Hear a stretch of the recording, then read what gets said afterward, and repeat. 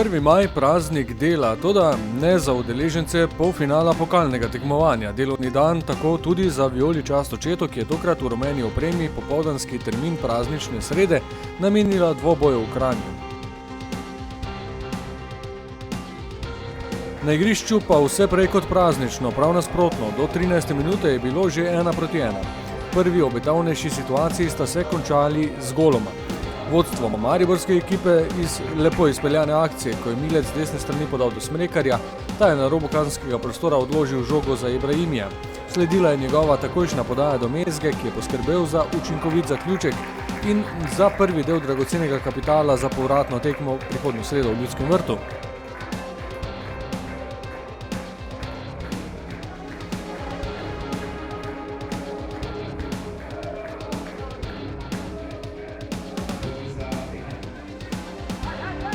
Podobna zgodba pa še na drugi strani. Prva konkretnejša akcija je tudi gostiteljem prinesla gol. Prvi del naloge je opravil Đurković, po uspešnem preigravanju podal do Bubanje in ta je spretno usmeril žogo v mrežo.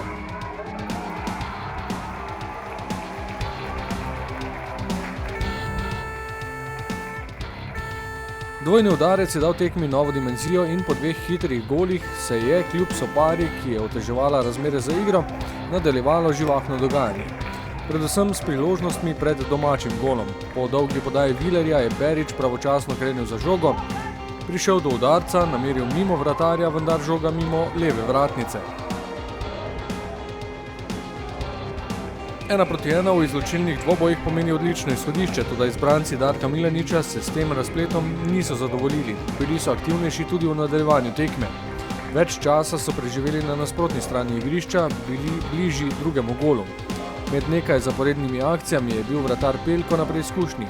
Smrekar je tako v enem izmed poskusov spravil žogo do Mezge, a je strelec vodilnega gola v ponovitvi vaje nastreljal vratarja.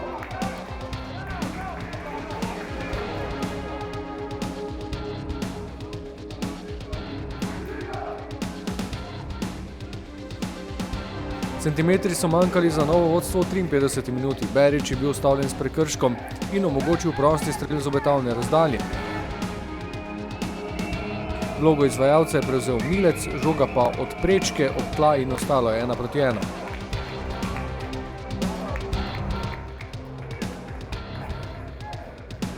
Enak razplet tudi po udarcu Cvjanovića, ko je domači vratar z nekaj težavami ukrotil žogo.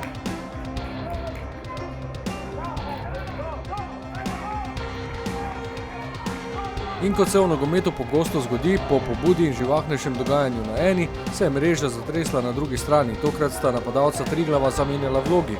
Podal je Bubanja in Đurković je s spretnim preigravanjem pred golom spravil žogo čez golovo črto. 2:1 za Triglav, veliko veselje med domačimi privrženci za upanje o zmagi.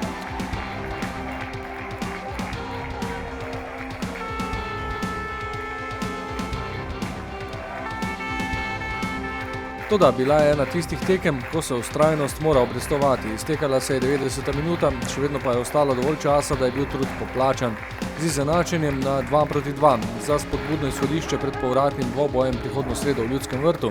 Po podaji Ibrahimija je Tavares, obkrožen med igralci Triglava, natančno zabil žogo v mrežo in poskrbel za prvi korak k uvrstitvi v finale pokalnega tekmovanja.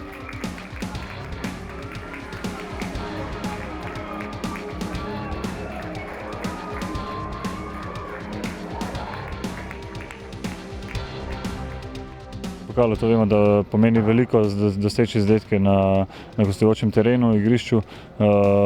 Jaz verjamem, da je to dober obet pred povratno preizkušnjo in jaz verjamem v ekipo, tako kot verjamemo vsi, da je to rezultat, katerega lahko v Mariboru potrdimo in se vrstimo v finale. Povratni dvoboj bo torej v sredo, 8. maja v Ljudskem vrtu, predtem pa sledi še ena vrnitev v Kranj, v soboto na prvenstveno tekmo. Za nas zelo pomembna tekma, vemo tudi zakaj. Borimo se za ponovitev lanskoletnega uspeha. Fantje so dobro pripravljeni, fantje vejo, zakaj se gre, tako da komaj čakamo sobotno tekmo.